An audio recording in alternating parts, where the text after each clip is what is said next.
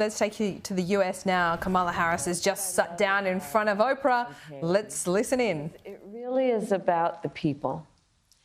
And I look around at these screens, Oprah, I look at who's in the room, and this is America. This is America. You know, I was saying with a group of friends earlier, I think in this moment where we've dealt with so much that I think is quite exhausting around powerful forces that would try and divide us and try us to have us as Americans pointing fingers at each other. Yes. That this movement that is about reminding each other that we have so much more in common than what separates us is so critically important. And this is about the strength of who we are as Americans.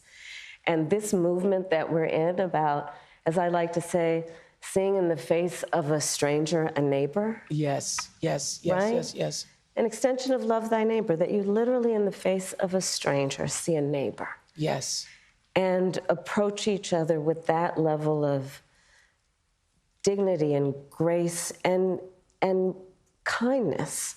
Well, that's exactly what happened with the Win with Black Women. I know you've known Joe Taker for many years. Thank you, my That's dear. exactly what happened. She started it.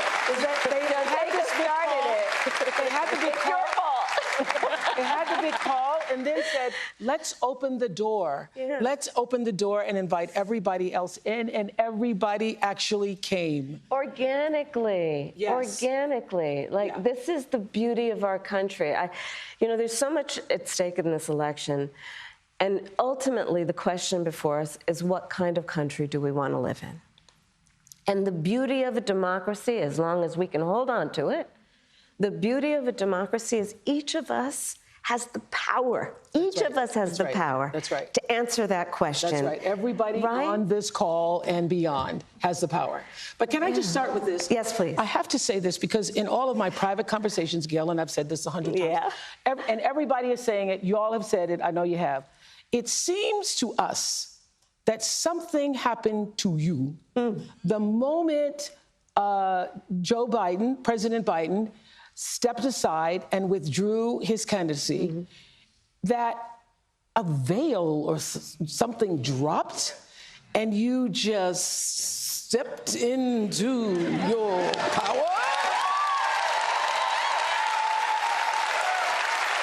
I mean, literally, looking at you at a speech like the week before, which was a great speech, very nice, and then the next week, I saw you walking in the thing.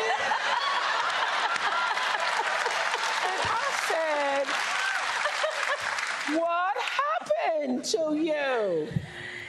You know, we each have those moments in our lives where it's time to step up. Time to step up. Time to step up, you know? Well, the moment you heard, I mean, I really have been saying to people, it felt like a veil dropped and you sort of stepped through that veil. Did that actually, did you feel like that?